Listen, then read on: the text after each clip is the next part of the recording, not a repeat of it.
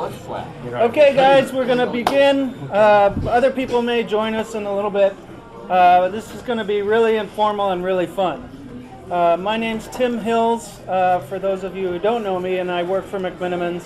And this is one of my favorite things to get to do, is to gather with old Vaughn Street folks who recall going there or played there, and it's great fun and a lot of great stories and great friends. So I have some slides we're going to go through, and I might say a few things, but mainly I want you guys to talk about what comes up as you see it, okay? And we'll just have fun with it. So everyone's been talking about this shot. This shot always grabs me because for some reason, even though color film was out for a long time, this is one of two color photos that I've ever seen of Vaughn Street, and I don't know why. But it's a fun one, and it was taken almost at the end of Vaughn Street era in 1955.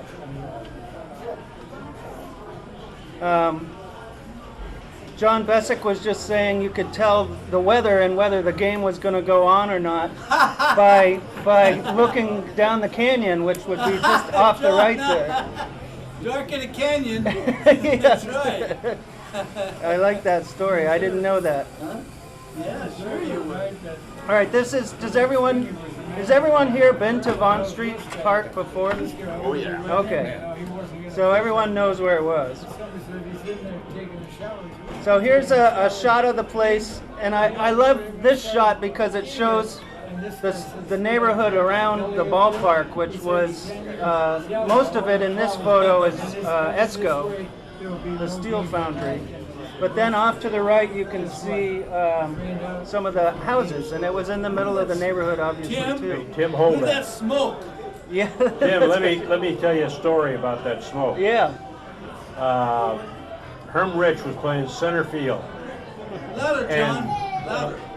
Herm Rich was playing center field. You guys should come down here. Yeah, come on down closer. And a guy by the name of, can't think of his name now. He played for Oakland. Oakland was playing Portland.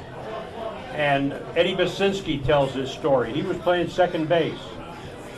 And Vern Rapp, that's a guy's name. Vern Rapp, I don't know if you remember. Earl Rapp. I don't know if you remember it. But anyway, he hit a line shot over Eddie Basinski's head, and it was really hit. And it was going, and Eddie knew it was out of the ballpark because he could tell by the velocity. And all of a sudden, the foundry belches smoke up, and it comes in over the field. And Herm Rich comes out of the smoke with a ball in his glove. Oh, right. And the umpire called him out. And then when he's running in. 2 weeks later, Portland's down in Oakland playing, and Basinski's talking to Earl Rapp, and he says, you know that ball you hit in Portland the other night?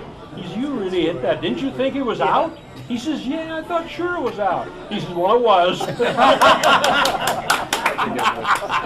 That's a great story. Yeah, that's a great And a true story. And it's a true story, yeah. And they described it as like orange smoke coming out of ESCO too, right? Herb Rich carried a ball in the back pocket of his ball uniform just in the event that happened. Yeah. Well, at the end of the inning, when he's running past Basinski, Eddie looked at Herm and says, well, that ball's out of here. And Herm said, it sure was. Well, you can say what's right. Rocky Benevento was the guy that says any time that the clouds come up and they go by Montgomery Ward going down to the Giles Lake area, you figure that there's no ball game tonight. And Rocky would always say, if it's dark down the canyon, no ball game tonight. And about the truth is when Ad Liska was pitching the ball game, and it was very dark. Liska goes in and takes a shower, and Jim Turner, who was the manager of the Beavers at that time, eventually went up to the Yankees. He says, where's Liska? He's in taking a shower. Go get him, tell him to get out of here. And the guy says, well, you go get him. He's in the shower just about ready to get out of here. So Turner comes in and says, Liska, what the hell are you doing? He says, I'm finishing up my shower. I'm going to go down and take my wife down to the coast. He says, you're going to get out of here. You're supposed to be pitching. He says, there's no game tonight. See you later, coach. And he was right. And he was right. So I was noticing in this photo, there's quite a few patches on the grandstand seats there. You see that on the roof? Oh, yeah. Right in the foreground, yeah, see? Right in the foreground. Well, if there were any baseballs up there, we'd have to eventually go up and get On the them. bottom. Orlando. Isn't that the roof? Right here. Yeah, that's a Who pointed out? Point them out, yeah. Oh, I guess you're right. They were always patching up that stadium, weren't they? I've never Last seen lanes, that photo. yeah. With that, those other patches. Actually, it was a firecraft. Yeah. See, every time there's little Sunday double headers, or not necessarily, but they people smoking cigarettes in cars, and then you hit your peanuts shells down below, and then things would start little fires. And that's like Drakeys, and we had about 12, 13 fires. And you will keep the panic down. Dad would come up and say, "Excuse me, sir, you know, move your," and he had a bucket, and he put the fire out. He did that. That sounds like it too. Yeah, that's what they had these buckets all over the ballpark. Yeah. Water full of water. Yeah. All right. The old record field. Yeah.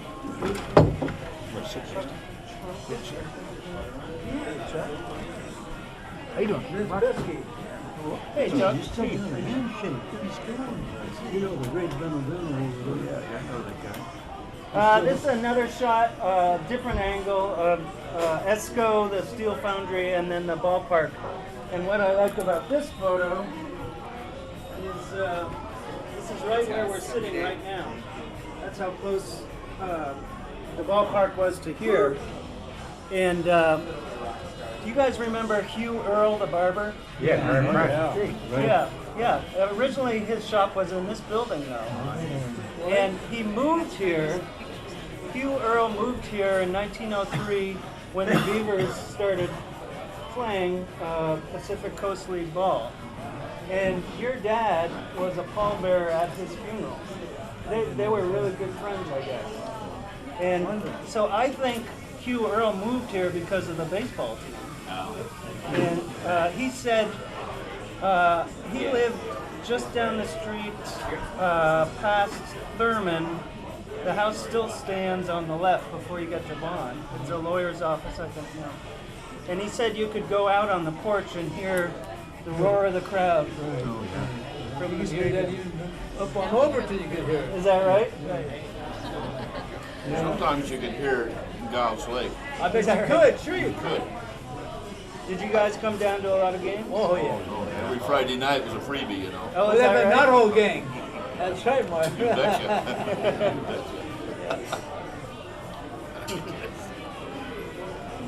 Speaking of There's the your- not There whole you gang, go. Not whole I've gang. seen that, yeah. I love Okay, that does anybody picture. want to talk about this? Well, go ahead, Dickie. You're. You want to talk about it, Vince? Yeah. Yeah, thank you. Go ahead, you do it. You got the story. All right. The kids.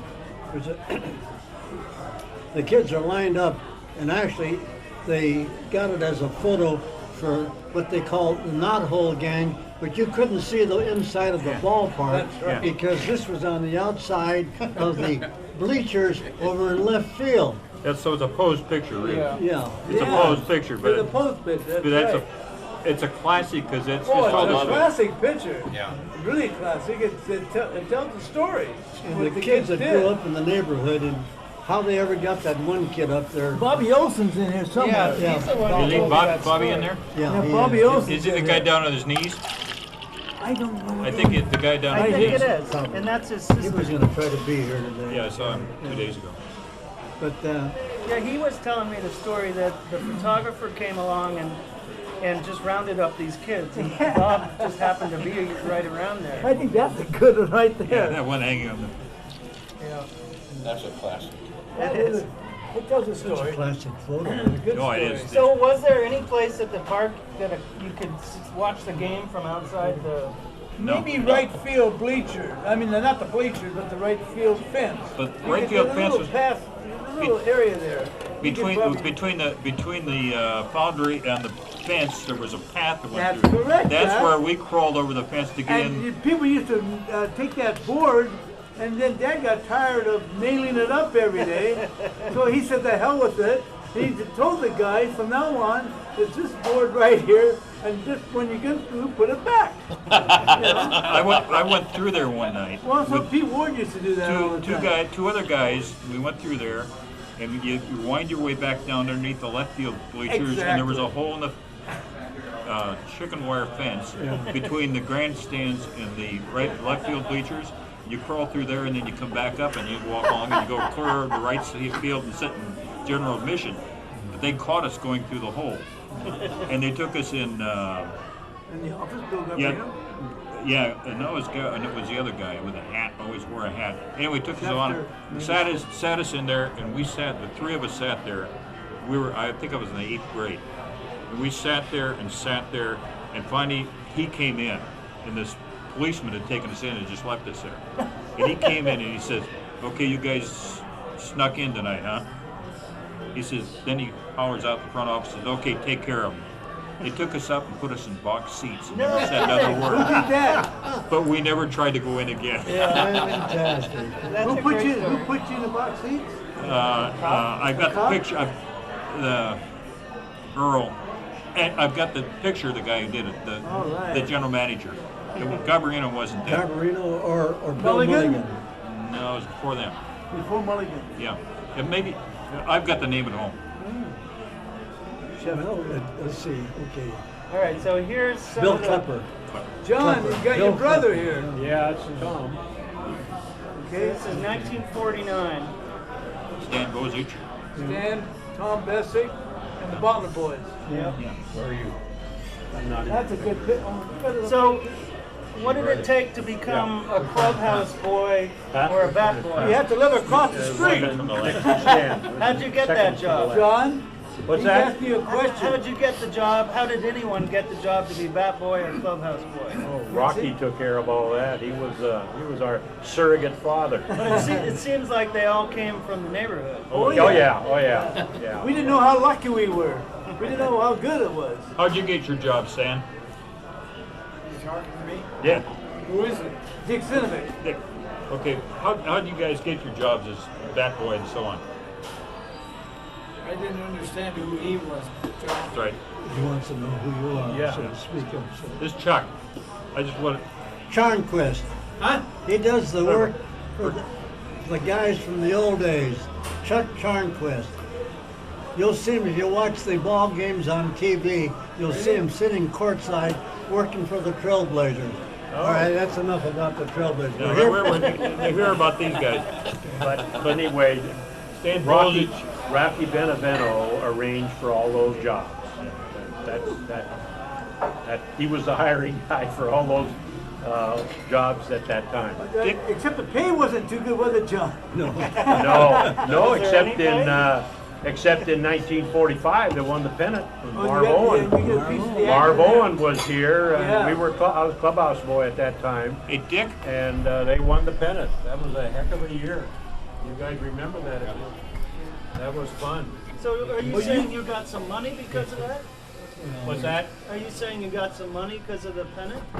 Yeah, we got a little bit of a you bonus. really? They cut us, the You ball got one of players. these? You got one of these on the slide? Oh, not on the slide, no. Look at John and Chuck. Let me tell you a little bit of a story about economics at that time. My brother and I up there and I were clubhouse boys for the Portland Beavers. And as you all know, they all came home for a 2-week homestand. And the club had 25 ball players. And they each paid us $2 a piece per week to keep the clubhouse clean, shine their shoes, dry their clothes, so on. All right. How'd you so that dry was- them? How'd you dry them? We had no dryers.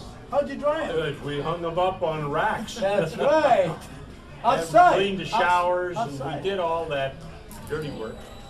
And of course, that means we made $50 a week and $100 for a 2-week homestand. My brother and I, we split it. My dad at that time was working in a laborer's job down on the waterfront, and he was only making $100 a month. So we were making as much money in 2 weeks as he did in a month working as a laborer on the waterfront. I remember I asked Stan Bozich that question, how you became a bat boy or a clubhouse boy, and he said, well, first of all, you started parking cars. That was the first move. He did. Yeah, and then you kind of worked your way up. But the whole car parking thing was pretty interesting too. He said in the beginning, you know, the kids, when he was young and other kids would go up and as people drove in and they'd say, well, we'll watch your car for a nickel and make sure it's still here when you and then they'd say that to so many people, there's no possible way they could watch all the cars that they said they would. Well, you've got Dick Carney here.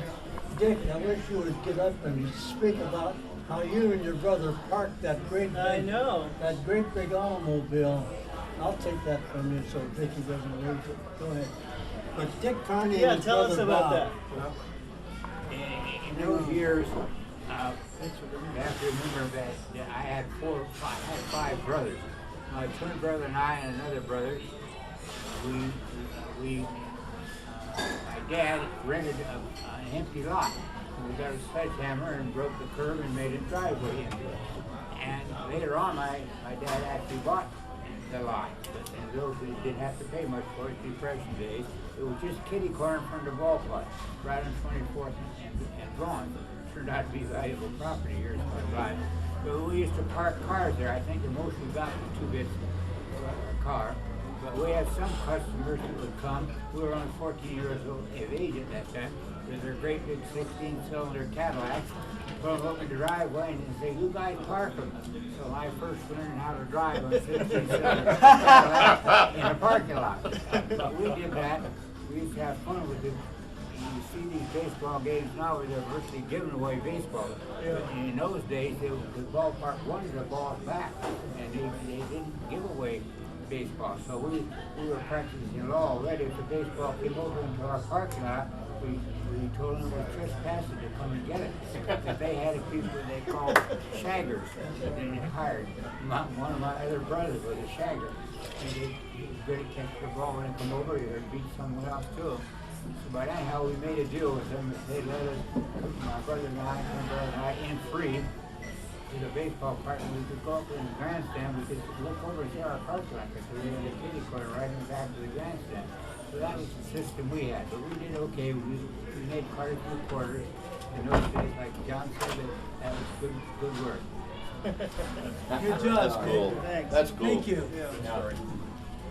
Great story. Here's some more Bat Boys. Oh, boy. I recognize some of them.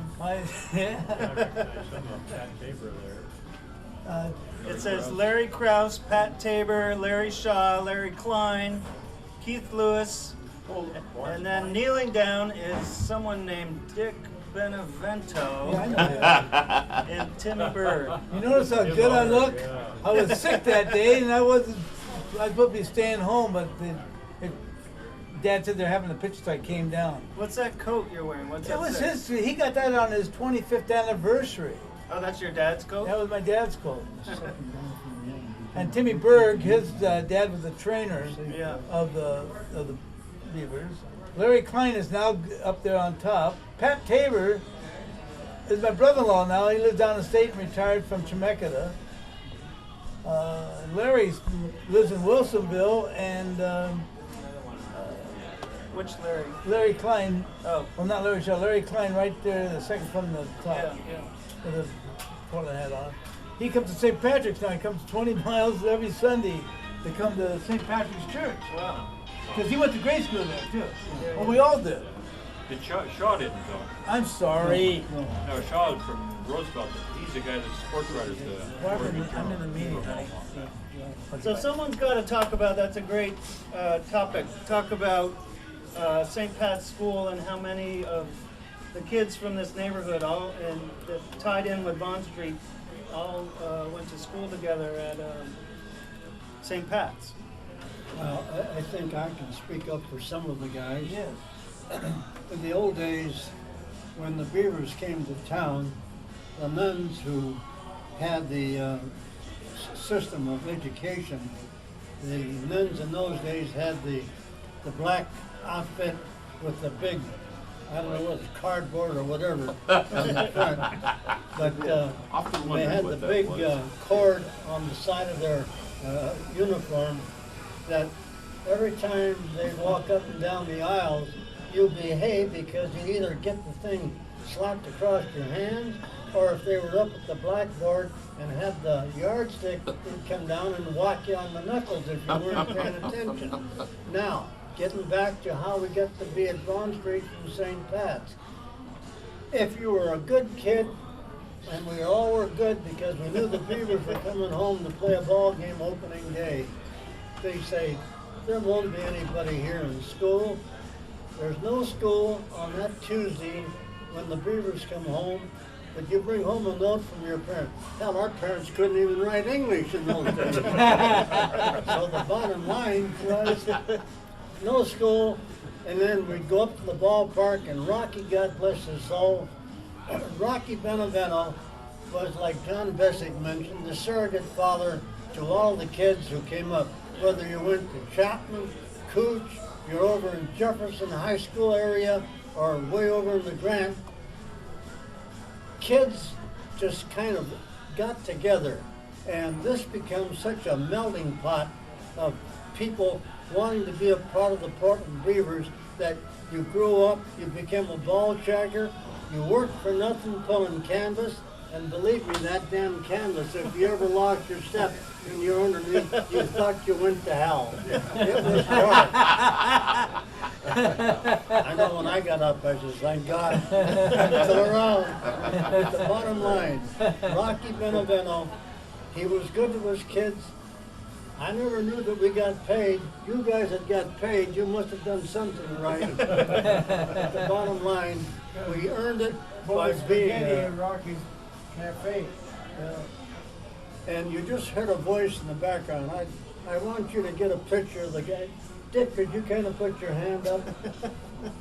Here's a fellow that went to spring training with the Milwaukee Brewers, and he had left field all ready to be taken down to Milwaukee when they were in the spring training.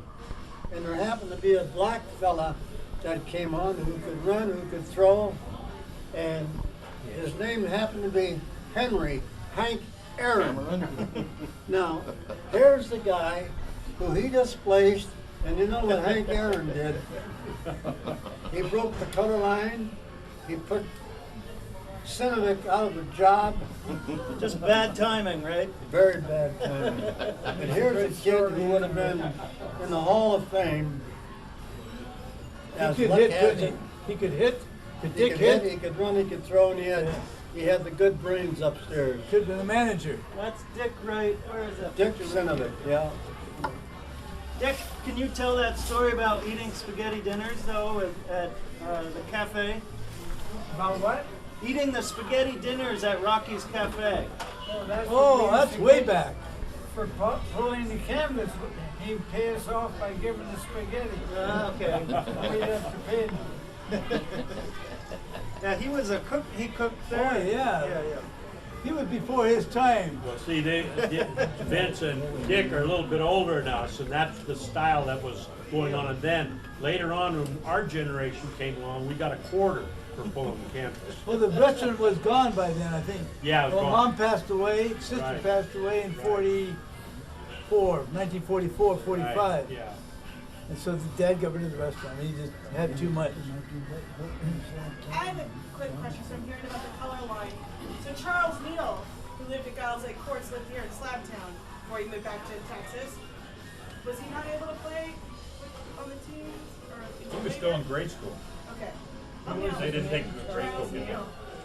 So he lived in Slabtown, right? So he was just He lived in Giles Lake, he lived in Giles Lake. but he wasn't even in high school yet. Okay. He was pitching softball on a city league team when he was in the 8th grade. Are you asking if he could come into the stadium? Well, because I just wonder because they're saying he got displaced by an African American. Here's the only African American I know of from the family that went on to the World Series. Yeah. I don't know as much about anything. But I mean, anyone could come into the park. He was an African-American gentleman who lived in Giles Lake Courts in the 40s. Yeah. I was thinking when Greg What was Owens his name? Charlie Neal? Charlie Neal was Oh on the yeah. horse, I got to second see baseman for the. I've heard about Oh, that, but but he Tell- lived here tell in that grade story. school and moved back to Texas before. Oh, that's why I couldn't identify him. yeah, he's got a good story. I want Well, to share. we were just talking about being black. I remember when, was it Greg Owens? Not Greg. No, What's not his- Greg, Jeff. Jared. The Olympic Jesse Owens. Jesse Owens. Yeah, and he came in, he raced the Palomino. Horse. Yeah, the I remember Palomino, the rider, they faced this way, and then he took off this way, and the horse had to turn around and beat him. Yeah, I remember that. Yeah, I was there. that, yeah. First base line to the. Yeah. Was that before a game? Yeah, it was before a game, yeah. It was a, the draw. And Rocky didn't mind a horse being out on his infield? No, I don't think he was too happy about it, but. There was that old saying, she was only a stableman's daughter, but all the horse manure. You always got one, don't you? Tim, the other version of the neighborhood. The neighborhood, Slabtown originally was settled by Irish people. Well, the Irish people were here, like Carney here. The Irish people were here for a while, and they kind of upgraded themselves and moved on out to other parts of Portland. And then the Croatian people, immigrants, my parents and all these guys' parents, kind of moved in here. It was a low-end part of town, easier, close to jobs, and easy to live in. So the neighborhood was primarily Croatian. But when we got to be about 17, 18 years old, Rocky organized a team and got us into the City League. And so we started playing our first competitive baseball against other parts of town. And we were known as the Miko 9. And when we would go out to Westmoreland and play, they'd introduce us, they'd say, here comes those Slabtown boys, the Croatians, and Lewis and Clark. We had two guys on the team that were non-Croatian. One was Clyde Lewis, the other guy was Bill Clark. That's good. John, Yeah, Hey, it was John. funny. tell him about the signals to the Yeah, the sign. signal's Oh, good. yeah, I was going to ask we you never that. had any signals because we could communicate in our own language, in Croatian. And of course, Lewis and Clark grew up with us, so they understood the language. Then we would go out to Westmoreland and we'd play the Nisi Vets, the Japanese team. And it was just a riot because the Japanese were jabbering in Japanese, we were jabbering in Croatian, and the people who were watching the game were just going bonkers. That's a good one. Those are good, yeah.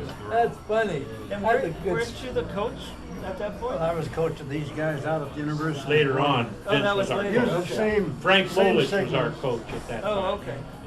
Frankie, God bless him, just passed away. Yeah, yeah. He should be remembered in here for Yeah. being a very quiet guy and did good to keep us guys all in line. He was good. And a good hockey player. And a good Yeah. hockey player. All right, what do we got next? Okay. Oh, I know him. This is one of the more famous Slabtown progeny.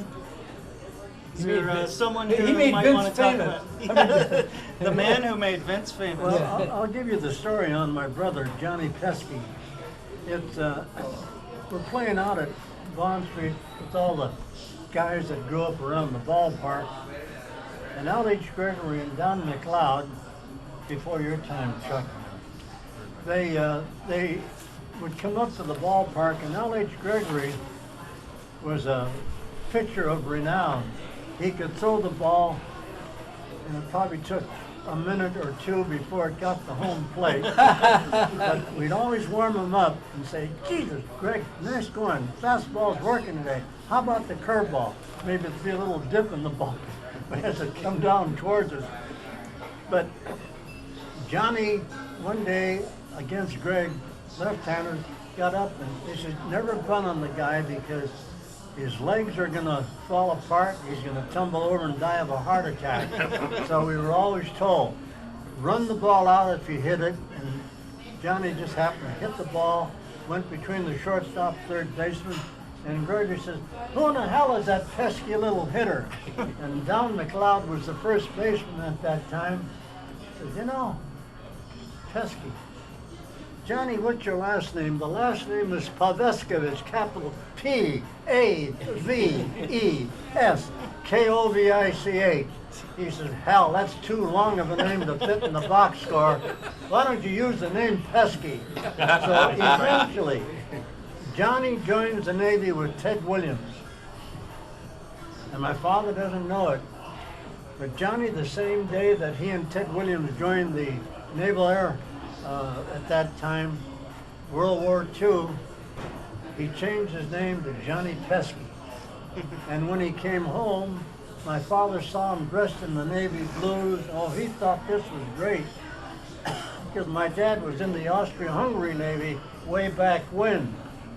And he always said to his kids, if there's ever a war, don't join the Army, don't join the Marines, join the Navy. You've got a roof over your head, and you got 3 meals a day, and you got a bunk that you can sleep in at night. So Johnny always remembered that, so he joined the Navy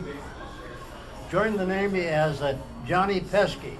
When he came home, my father said, you look good in your uniform. Well, Papa, you know, I played a little baseball, and I thought maybe Johnny Pesky would be a good name for the box score. He says, what's the matter? You no proud of your name, Paveskovich? Yeah, I'm very proud. That's why I chose Johnny Pesky, because the sports writers thought it was nice to put in the box scores as Pesky. And that's the background on Johnny. And the picture that we have here, Dickie Benevento, you were there. I think you ought to get up and say something. I went to, I don't think that's his 90th birthday.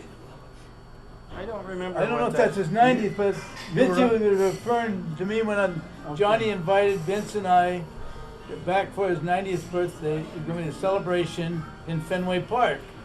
And Vince all of a sudden couldn't make it, so I invited my son to go with me. And we go back to where is it? In Boston. So we go back there, and we get royal treatment there. I mean, I can't believe it. I've never been to Fenway, so here they have a little gathering, and we go into Fenway, we march down, and we're on the field. And my son is excited being in Fenway Park. He's calling home on his cell phone. You guys don't know where I am. I'm in Fenway Park on the field. So then, about the 7th inning, the game's ready to start. They announce Johnny, and everybody applauds him, and he hits a little fungo, and then everybody sings happy birthday. And then we go escorted up to the suite where they had everything set up for John. About the 7th inning, his son David grabs my arm and he says, come with me. We go in the suite, you got a couple of rows of seats. So we go out there and he says, stay focused in center field. I wish I would have brought that picture with me. I was going to. That's a good one. Oh, shoot, I forgot it.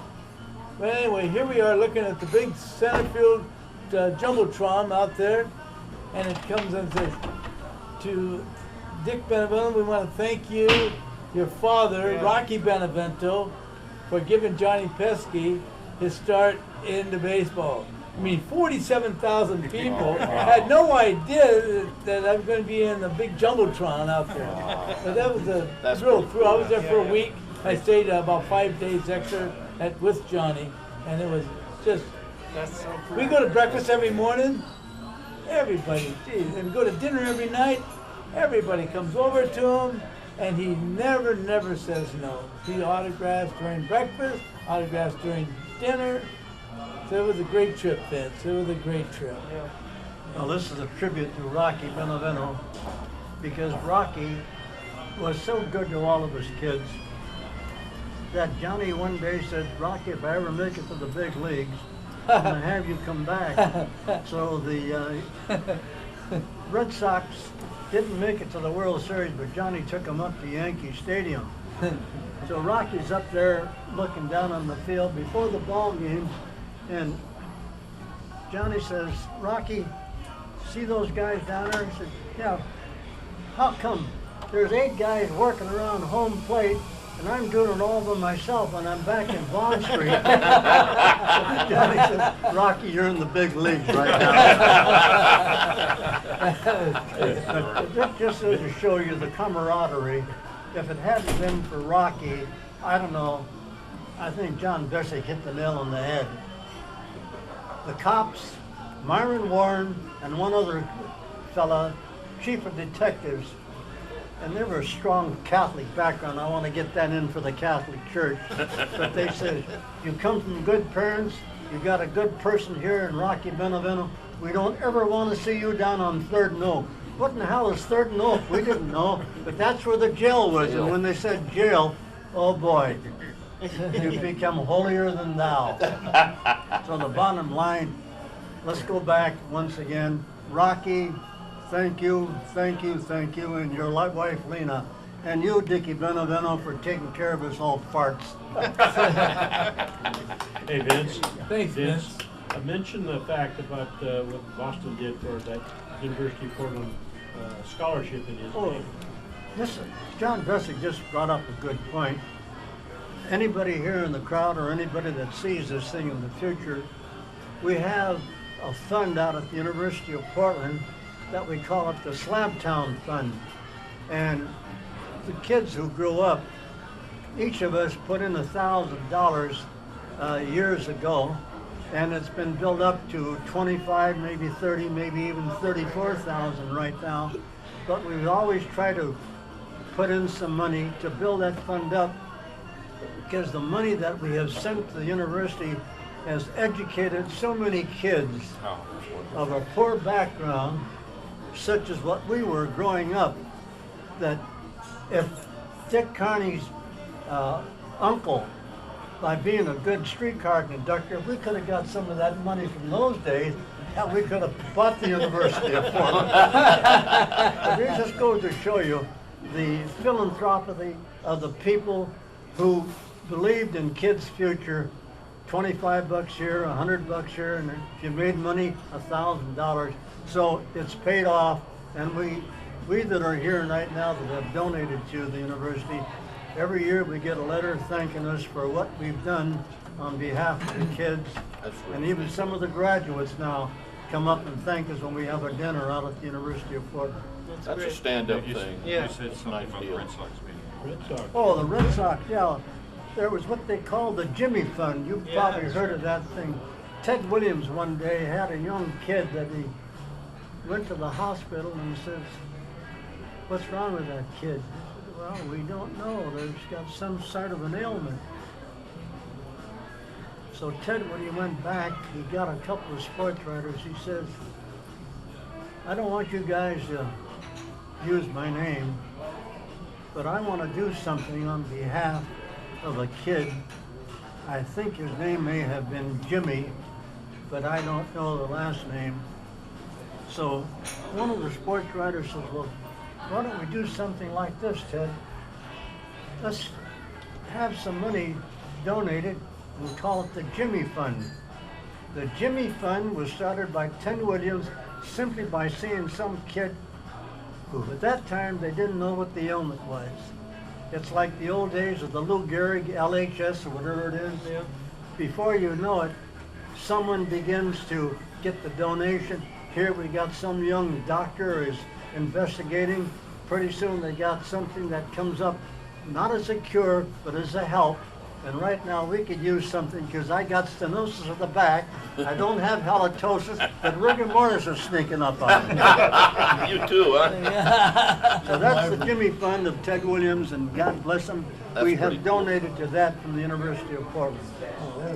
More bad boys. Yeah, here's the other famous son from Slabtown. We were talking about Frank Lolich earlier. This was his nephew, Correct. Mickey Lolich.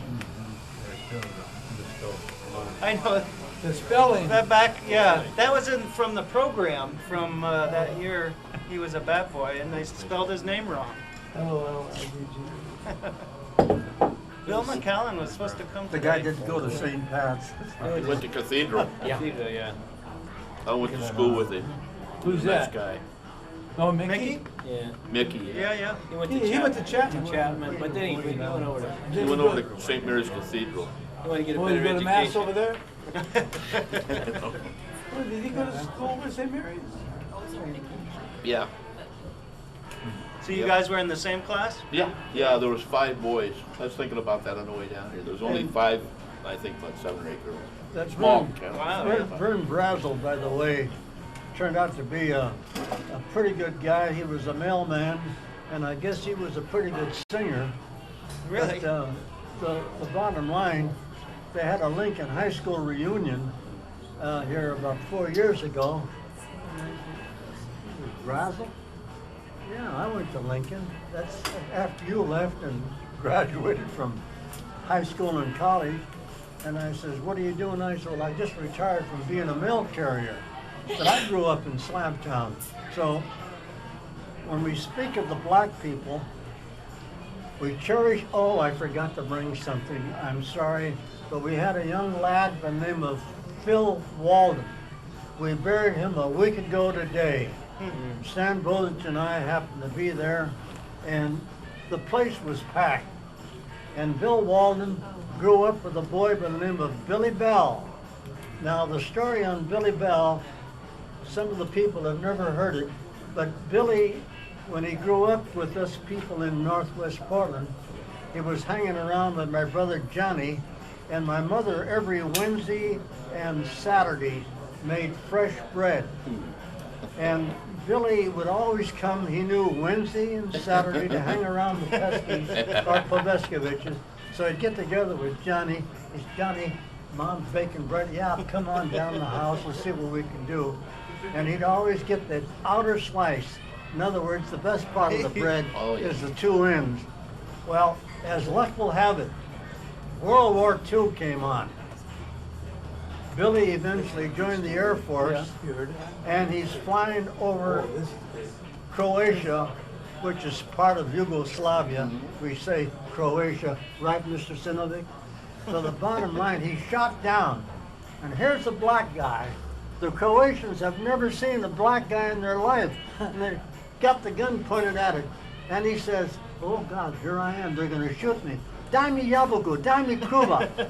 And the terminology that he used was the bread that my mother had says, come on, Billy, get some kruva. Kruva means bread. And when the Chetniks or whoever picked them up, Koy ovo. What a gold, he's not just it.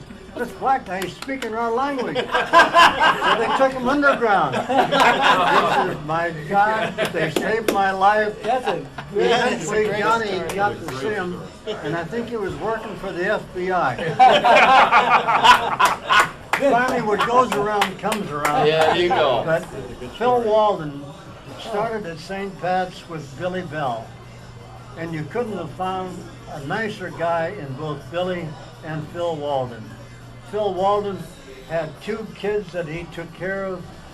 Some parents had separated, or one of them had passed away. And the 2 kids played basketball at Oregon State University. The name were the Tupper brothers. Oh, is it Harvard's? Tarbers. Wow. Okay. Now, who's down at the university? The brother-in-law of our president, Obama. Yeah. So he had black kids that he worked with, and the start, once again, Phil Walden, Billy Bell. God bless St. Patrick's Church and School for having a hand paddling the guy, or the nuns going down the aisle with the old I know about yardstick that. or the cord. Pay attention. I That's remember the that. background once again. And Mickey Lloyd, he actually went to Chapman, that renegade. But he'd come to Mass down in St. Pat's. Loved motorcycles. Almost ran over my sister one day. She said, what the hell are you doing? Well, get off the sidewalk. But the bottom line, I think that the Detroit Tigers told him, get your butt off the sickles. You're our property. And once again, Mickey Lolich became quite famous in the World Series. Yeah, no Oh kidding. boy. With the Detroit Tigers. So we got a lot of claim to fame of kids that grew up in here in Northwest Portland. And the place where you're at right now, McMinimans, this was our place to come Sunday, if there was no ball game at Vaughn Street, we'd go to Mass, come up here, and they let us play pool. There's a kid by the name of Dick Senovic over here again, whose father would let us come in here Sunday around 1 o'clock, and we'd play a little pool, snooker. Try to get a beer? No, no, no. That's how gentle they were in the old days. And some of you old timers probably remember growing up here. Too bad we couldn't have had a few more of them over here, but the publicity doesn't seem to get out to the clientele and the outskirts of the city of Portland. But let's get back to what we're here for. Yeah, so we're going to go through some of the early photos of the Beavers, even before even before Vince's time. And before Esco. Before Esco, that's what you There's still houses over there. Before Esco? Yeah, The houses are still over the fence. Yeah, this is very early. Recreation Park. That's not Venezuela. No lights either because of 3 p.m. Yeah, no starting lights time. for sure. No lights on the field. No, Can you go back one? didn't have electricity. Go back. Yeah, no lights. No grandstands either, huh? Right. No center field bleachers. No kindergartens. Yeah, Where's the scoreboard? No scoreboard. pretty primitive, huh? You can see center Boy, I field. wonder what year that must be. This is 1905? yeah, it is that early. It is. What year is that, Tim? It's 1904-5, somewhere in there. So Oh, this is that's right a about the beauty. time of the World's Fair then. Yeah. Rules fair, right. When it first really started to be part of the city's. Yeah, that's right. Yeah. Ladies' days, The Wednesdays stadium- and Fridays. I like that. The stadium was built in 1901, but the Beavers, or the Portland baseball team, which they weren't called the Beavers to begin with. Rose? Yeah, they were called different No, names. who were they called? The Chuck? Ducks, They the were Giants. called the Ducks, and eventually they had one other name. Giant, they were the Giants for a while. Yeah. Yeah. But then eventually when Tom Kerner, who was a good owner of the old Portland Beavers in those days, when he finished my... Tom Kerner was a beautiful man and kind of white-haired. He was the owner of the Portland Beavers Ball Club, and he had the young fella by the name of Roy Mack, who was the son of Connie Mack, who managed and ran the Philadelphia Athletics. Well, Roy Mack was out here to learn the rudiments of how to be a general manager, eventually to go to the big leagues, to be up there with his father. But at that time, Tom Kerner made sure that the kids were taken care of. Be good to the kids. If they don't have a chance to have the money, get them into the ballpark somehow, because that's a future kid that'll come back as a paying customer. Tom Kerner was ahead of his time and a wonderful guy as far as we were concerned. Now, I happened to be just growing up with Johnny and my older brother Tony, and Tony eventually became a ticket taker, and which gives us another story that we can add later on.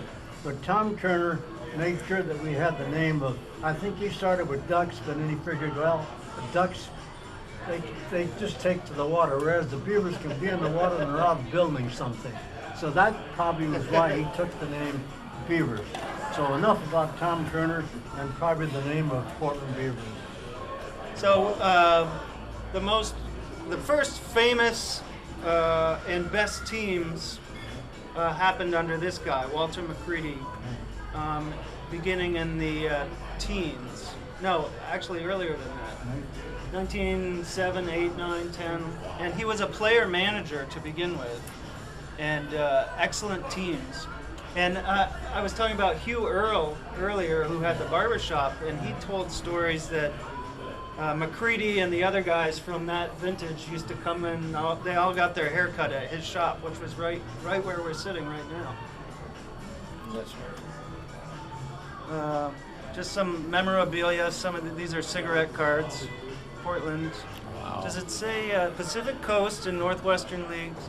Doesn't say what their name is at that point. I think if you go back again, there's probably these are the names of the players, but Yeah. it doesn't say what the Position. Well, I was wondering what the Well, one was team like name a was. catcher, looked like a catcher's pad. Yeah. They're probably, when you look at the gloves told you what the player was in the old days. There was a catcher's pad that looked like a great big saucepan Yeah. to catch some. And then the other ones, really today, those kinds of mitts wouldn't be used. There are such big things today that no wonder they sometimes catch balls that they shouldn't. They're so big. Go ahead now, go back. on Okay. that. So here's another early shot. That's early. Yeah, here this is, Still no lights. Wow. yeah, still no lights, definitely not. This is one of Mccready's teams, though. This is a great shot because it shows That. The old school. the leftover World's Fair buildings out in the outfield. Isn't that building the outfield the old school? And that's Chapman School in the back, and Yeah. yeah, Is that Chapman Before School? Chapman. It was before Chapman. before Chapman. Yeah, it was a school out there before Chapman. And you look at some of the aerials during the World's Fair, that building still stood during the World's Fair. Yeah. It was a great school. Yep. Where's the scoreboard, John? Yeah, still not there. John, where's the scoreboard? Yeah, right. That's another story. Right field bleachers. Yep. Another sold out crowd at Vaughn Street, and the mayor, George Baker, Portland mayor at the time, is there.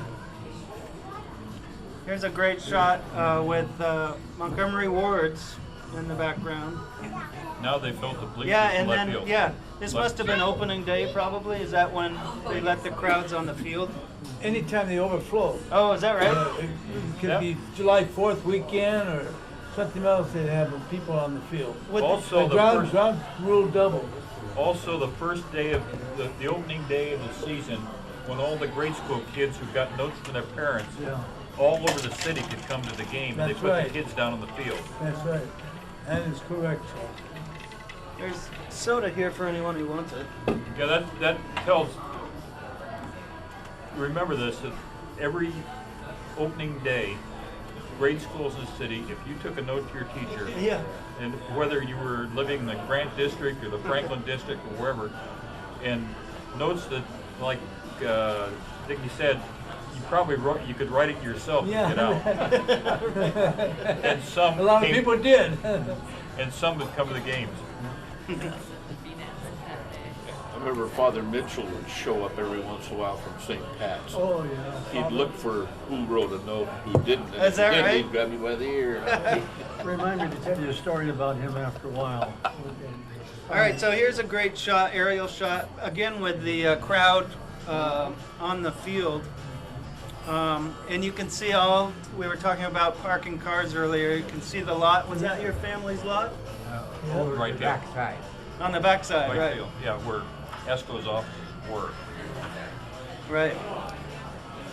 You know, I could almost tell a story about that because that worn out space behind shortstop, Yeah. in 1950, Lewis and Clark played its home football games there. Oh, no kidding. Played about they didn't play all, but they played about, because they didn't Yeah, I have remember